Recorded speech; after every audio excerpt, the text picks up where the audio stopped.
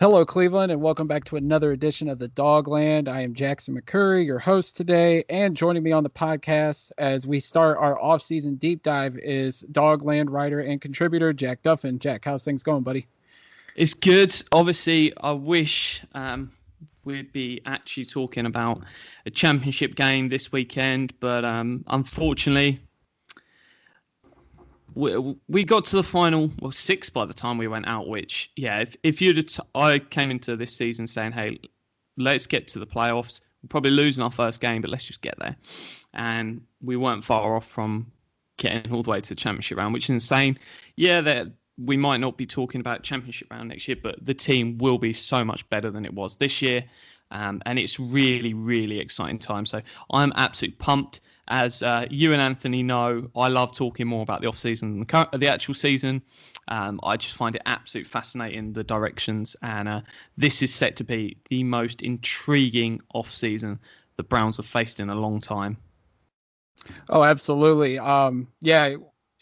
Even towards we were hitting the stretch of the final few games, you started trying to throw some off-season talk, and we were like, just save it, Jack. Just save it. We got a few more weeks, and you can flood us with off-season talk. But unfortunately, we are here.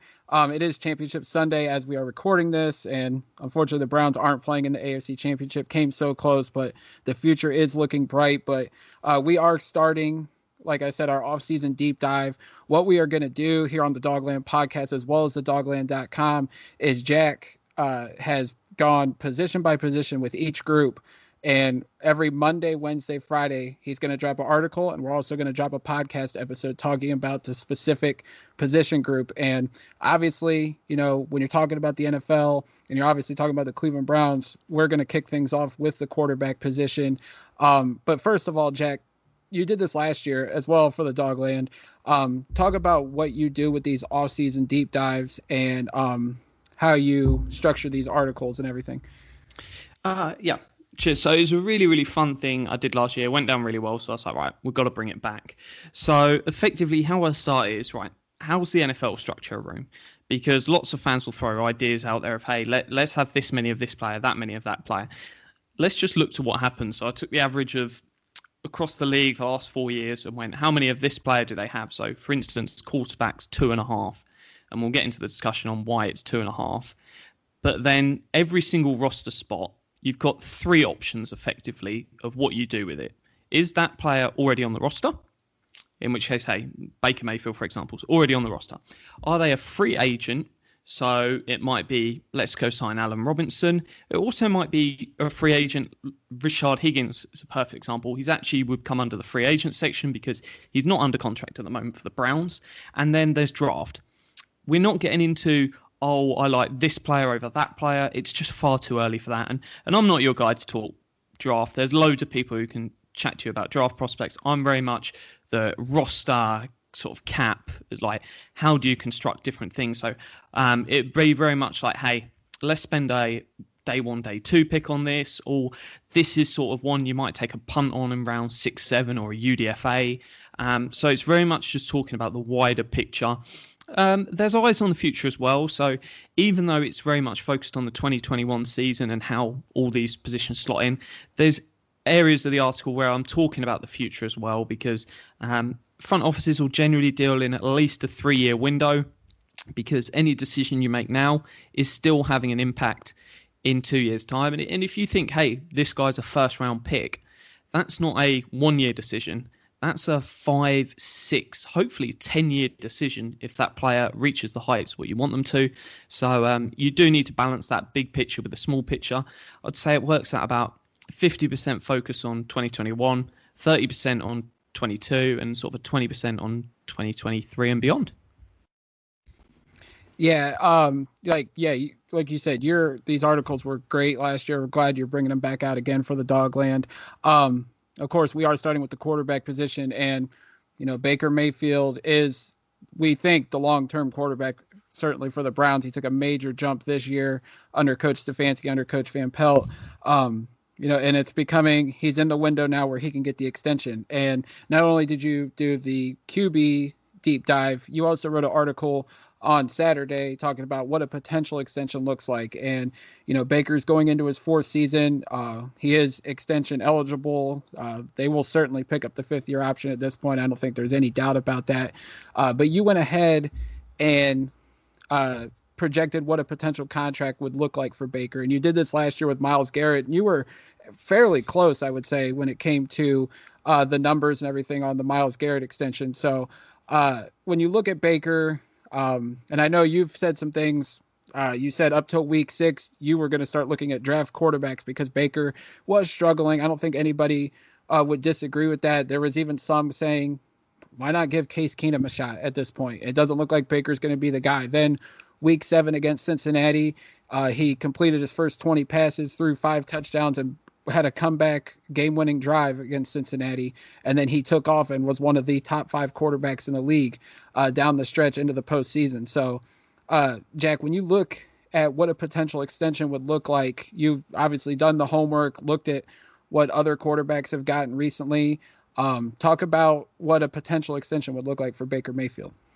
Yeah, it was just such a crazy turnaround. Just to sort of throw some PFF numbers in there, he was the 4th worst quarterback over the first 6 weeks, and I was there going, you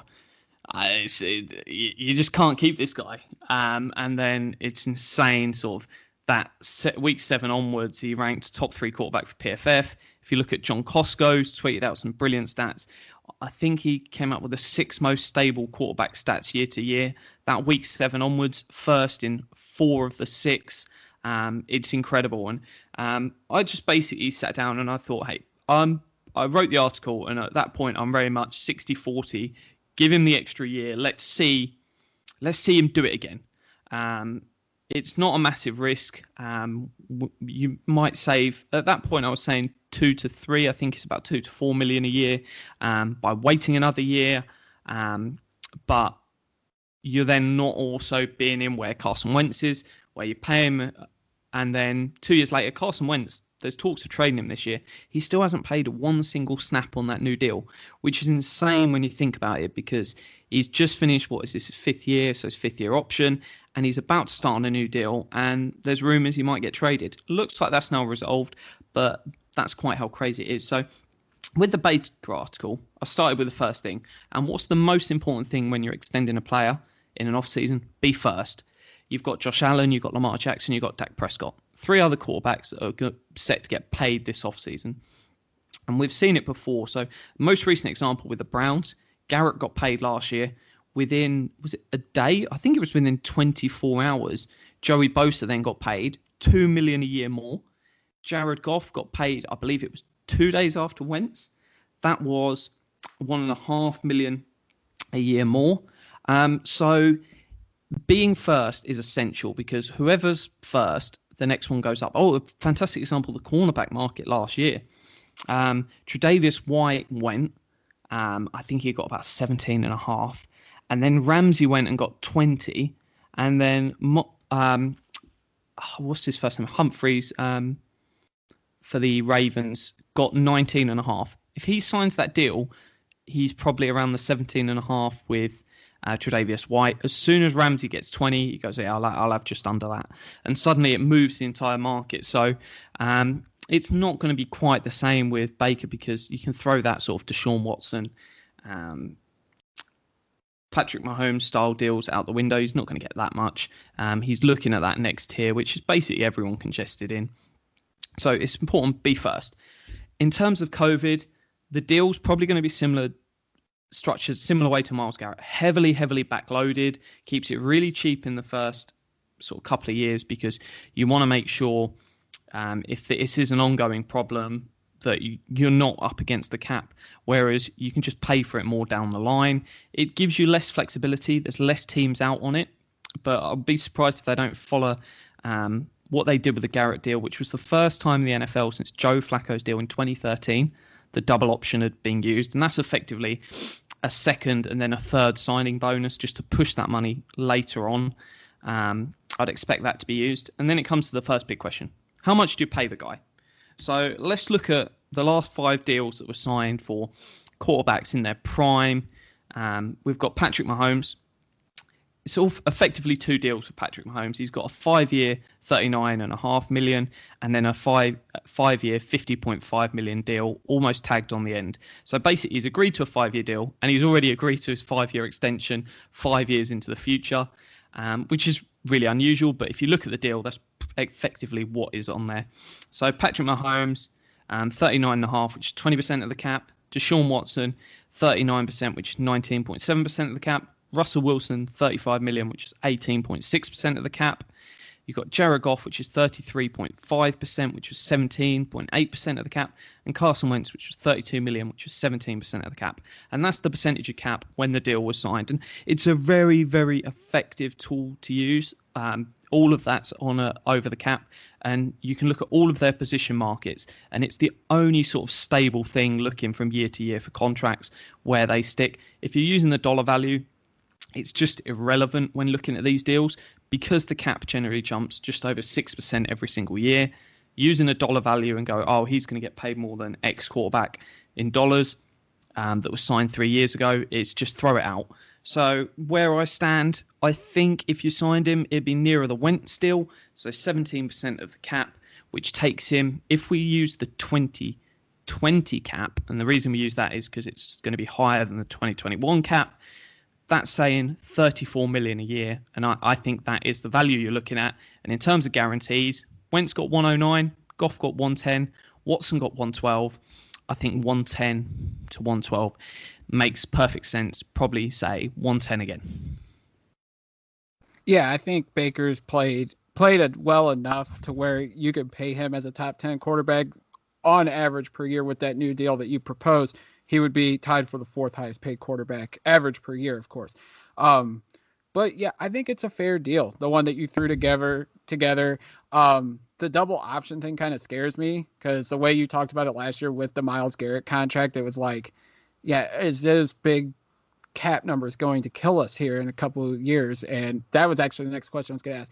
If they do this proposed double option again, having Myles and Baker on backloaded deals like this and their big cap numbers when they hit those double bonus years, is that going to hurt us in the long run? Or with the cap exploding like we think it's going to once we get past COVID, that it won't really look as bad as it would right now? Yeah, so I don't think it will look too bad when you get there. It's just you've got to be sensible. So when they're rolling over X amount of cap from 2022 to 2023 and fans are up in arms that they aren't going all in, why are they keeping 20 million over, say, that's because effectively that's already spent. And it's why over when I wrote about the article last week of sort of you're spending X percentage on Baker's salary over these 4 years, that you're better looking at a 4-year picture. Because if we look at sort of the proposed numbers, 2021 season, so Baker's 4th year, 11 million. Baker's 2022 season, 10 million. Then 2023, 14 million, and then it jumps. It's up to 44 million. And obviously you could still take that 31 million base, turn it to signing bonus, push it again into the future. So there's still options to backload this stuff and push it further down the line. But effectively, you've then got 3 really high cap numbers. But you're talking about potentially a 20, I'm just trying to do some maths in my head, potentially a 270 million cap.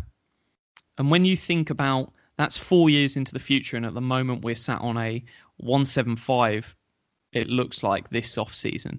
That's insane. But that's where the cap will probably be. If we're talking about a jump till 2010 this year is where it should have been if there was no COVID, then yeah, with a new TV deal, a 17th game, I don't think it's unrealistic to be talking about a 250 million cap in 2022 if everything played out, no COVID, anything like that. So yeah, the cap's going to keep going up. You can keep pushing money back, but you just have to have a front office that's smart enough to prepare for this stuff in advance. And I certainly feel super confident with our guys, Depot in particular, looking at the bigger picture, but Berry looking at all the detail. These guys will be certainly aware, but push that money further back. It means Baker's probably going to be here regardless of what happens, but you're getting him at a good number. Yeah, absolutely. And I feel confident that our front office will definitely be able to crunch the numbers and figure it all out. I'm glad you did bring up the salary cap situation because we still haven't heard a set number. I heard, was it last week? I think it was Mike Florio said that he heard it's going to be 180 instead of 175. I mean, 5 million is 5 million. That'll help either way. But have you heard like when or what the set number is going to be for the salary cap? No, I'd expect it in the next couple of weeks because they've got to get it out soon for front offices to be preparing. But yeah, it seems like the floor's at 175, the ceiling's at 180. And in a weird way, the lower it is this year, the better for the Browns.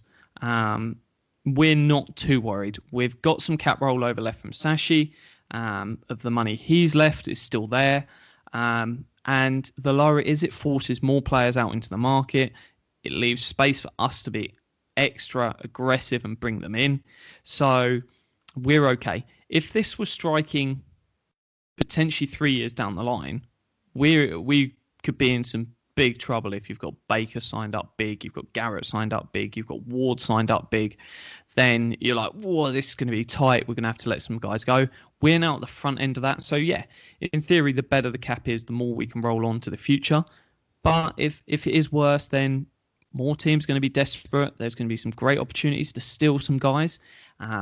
So, yeah, no, the upside is pay the guy. And when I sort of came into this article, I wasn't that switched on to maybe pay the guy. But when we start looking at some of the numbers and adjusting it for different situations, I'm actually the mindset of maybe we should deal early, because if we just look at these, so I was expecting, if we look at the 2020 cap, that's 136 million new money across 4 years. If the cap was where it should have been, 210, we're now on 142.8 million new money.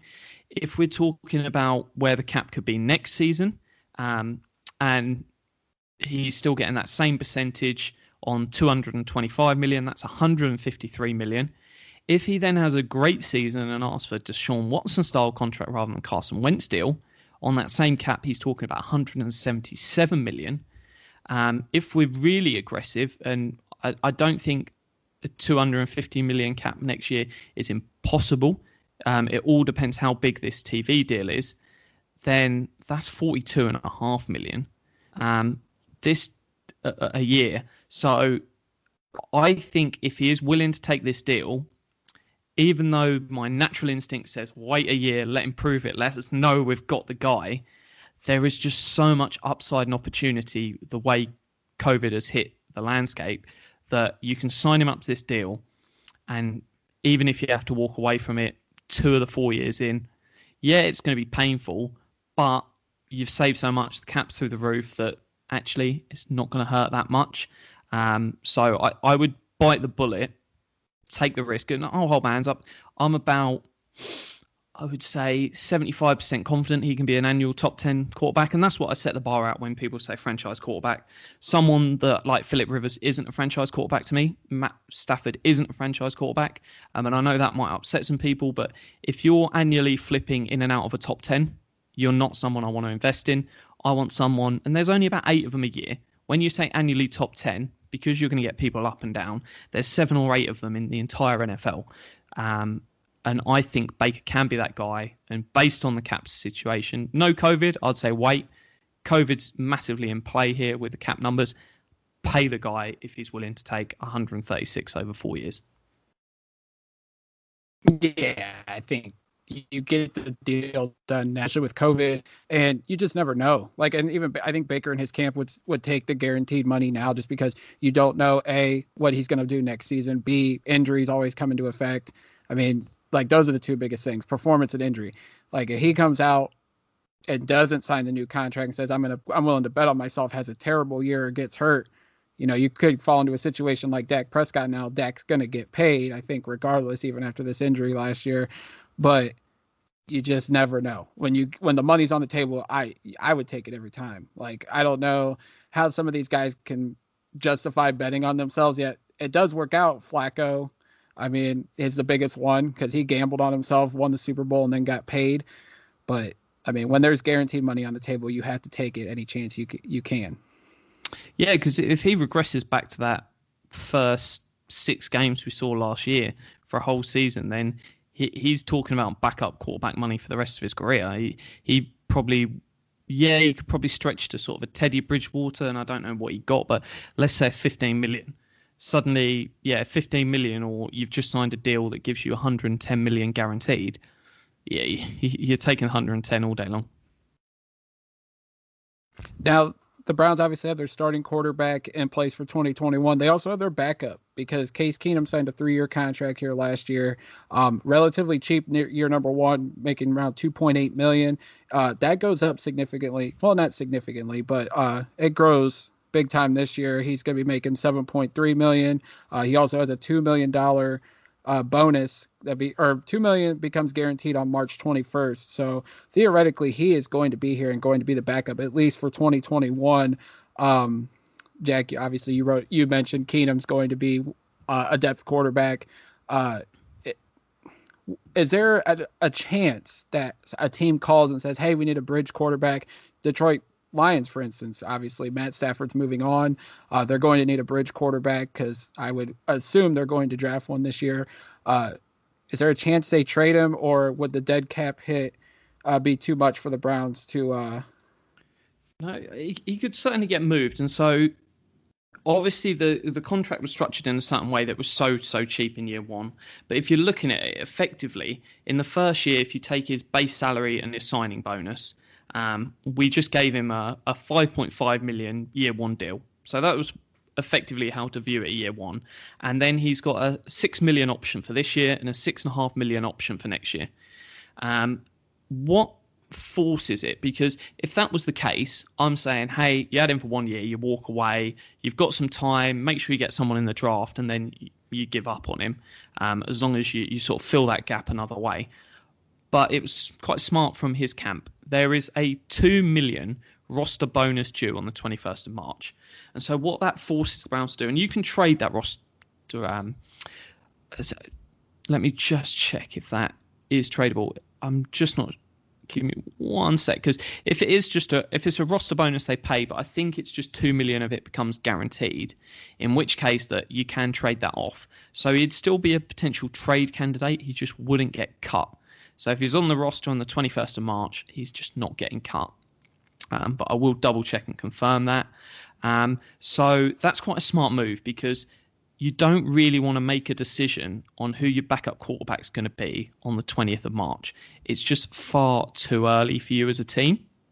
So what that effectively does for me is keeps him here for this next entire season, while they know what's going on. Long term, so yeah, it's just 2 million becomes guaranteed. It's not a roster bonus. It's just becomes guaranteed, so he knows he's got it. You can then, you could look to trade him. You could cut him, which is an option. He's still got 2.5 million in guaranteed salary, so it'd have to be a trade. It's just unrealistic to cut him. So I would say everything points to him being around. If there wasn't so many bridge quarterbacks on the market, like as you said, Detroit, it could be the case, but there are so many good ones out there. You'd laugh Mitchell Trubisky, but for a backup that you could bring in for, say, $5 million a year, do you want to bet on the upside with Mitch Trubisky, or do you want to get Case Keenum that you know what he is? You've got Dalton, you've got Newton, you've got Fitzmagic. Tyrod. Yeah. So there's quite a few out there. So I don't think there's a trade market for him. So I think he's back for just 1 more year. And then, he's certainly gone next year, because as the piece I wrote last week, you've got about 6 veterans you can pay. You're just not going to pay $6 million and one of your sort of 6 veteran slots alongside Baker on offense. 6? Was it 5? I think it's 5. 5 veterans alongside Baker long term. One of them just isn't going to be a backup quarterback. You're going to put them all as your starters, where you're looking at Baker, 5 veterans, 5 draft picks, and that makes up your 10 offensive starters. So, Case Keenum, 1 more year, and then good luck. But if someone phones up and trades for him, they'll be over the moon. He would be traded straight away. Yeah, I would fully expect Keenum to be here, at least for 2021, like you said. And I mentioned Tyrod because I'm going to go ahead and pencil him in as the bridge quarterback for Detroit. They hired Anthony Lynn as offensive coordinator. There's the connection there. But yeah, Keenum will be here. And then to mention, you talk about the third quarterback. I could see it as early as this year. The Browns spending a draft pick day 2 or day 3 on a developmental quarterback. They have Kyle Lauletta on the practice squad. I don't know if they really think of him anything as a long-term backup potentially. They had Garrett Gilbert here, but Dallas snatched him off our practice squad because they needed a quarterback when Andy Dalton went down, and he's still in Dallas. So I don't know if they'll sign a third quarterback in free agency. They might draft one. They might sign a UDFA, but I just Keenum's the backup for sure, and then the long-term backup isn't on the roster just yet, and I think you would agree with that. Yeah, so generally every team will carry 3 quarterbacks. You've got 2 different structures. So you've got 2 on the roster and you've got 1 on the practice squad, or you've got a third one on the squad. And you're only going to stash that guy on the squad if he's going to be on a rookie deal and he's going to have loads of upside. So they might end up with someone they pick up on day 3. It might even be a UDFA. They go, we really like this guy to develop into a backup. We're not looking at guys to come in and compete for Baker and take over Baker's job. We're just looking at backups. And that might be what they see, and then they go, actually, we're going to reserve that roster spot, because it's not the old days where we can waive a guy and then we've got the first claim to put him on our practice squad. We're 26th on the claims list, so we have got very, very little chance of waiving and holding on to these guys. So what I think that would mean is we forgo it this year. But if we look at the Eagles, and they were super smart in the last draft, people threw their toys out the pram when they pick up Hurts. Well, why are you doing that? And there's a couple of reasons. One, because you're getting a super talented youngster. If Case Keenum comes in, the fact is, and people will go Nick Foles. Nick Foles is the exception to the rule, the same way you aren't going out and drafting Hall of Fame quarterbacks in the 199th pick or whatever it is. Tom Brady is the exception to the rule. It's unlikely your backup's going to ever come in and do anything. So what would you want from your backup? Do you spend $6 million? And if you spend $6 million, suddenly that's an offensive starter that you've got to replace with a draft pick. Or do you use a day 2 draft pick, bring someone in and stash them? You've got Jimmy G, who they're able to flip for more assets. You've got other guys out there. And suddenly you've got someone who's being paid $6 million across 4 years, or even less than that. Some of these rookie deals, it might only be $5 million across 4 years, or you're paying someone $6 million a year, and you're getting a much talented player, someone that, yeah, he flashes in a few preseason games, and then after his 3rd year, someone's going, actually, yeah, we'll have him, we'll take him, or after 2 years, they'll take him. They offer you a second, and then you just go out and draft another guy. So the much better direction is keep as much money for veterans on starters to give Baker the help he needs, because what would I rather have? Rashard Higgins and a day 3 pick as a backup quarterback, or would I rather have Case Keenum and whoever you get in the 3rd round's got to go out there and start this season as Baker's 2nd or 3rd wide receiver? It's not hard. All day long, keep the money on the proven veterans starting, giving Baker all that help in the world. So I think it's certainly a direction we go. Next offseason, they might pick someone up like a Garrett Gilbert or that style of sort of veteran that they're paying $1 million to, $2 million to, just to get them through draft, because you can't go into the draft going 100% day 2, we are taking this quarterback. There might not be one there. But yeah, this is, I think, the final year you see the Browns with an expensive backup. Do they go the 3 QB strategy? I don't think so. I think they spend that extra roster spot on a 6th wide receiver, which is pretty much where the divide is in a Stefanski 2 tight end system. Yeah, I mean, last year, I think some people suggested we keep all 3 quarterbacks, keep Gilbert on. We ended up getting him onto the practice squad for at least the first half of the year. But I like the approach. I liked what the Eagles did. And you go back and look, the Packers did it in the 90s after they got Brett Favre. They were drafting quarterbacks, grooming them, and then flipping them for draft picks. The Patriots, after they drafted Tom Brady, drafted 10 quarterbacks in the mid to late rounds during that run when Brady was there. I mean, they drafted Castle, developed him, flipped him. Developed Garoppolo, flipped him. Mallett, they flipped him. Jarrett Stidham's there. I mean, they weren't afraid to take stabs on quarterbacks in the mid to late rounds as a backup option because A, it was cheaper. And then if they showed anything, teams came calling. Jacoby Brissett's another one. And they were able to get draft capital for him. So it's not a bad option. And obviously with the Eagles, now you're in a situation where Jalen Hurts showed something, but you already have paid Carson Wentz. So now you're kind of in a sticky situation where you have two good quarterbacks. Well, Carson Wentz might not be good anymore. But now you got the money situation. So Philly's in a tough spot, but it won't hurt the Browns, I think, in the long run if they just start, taking stabs at quarterbacks in the mid to late rounds and seeing how it works. Yeah, we've seen the Dolphins, perfect example this year. People will be like, it's QB controversy. They were starting their starter, benching him and bringing in Fitzmagic for the fourth quarter to win games.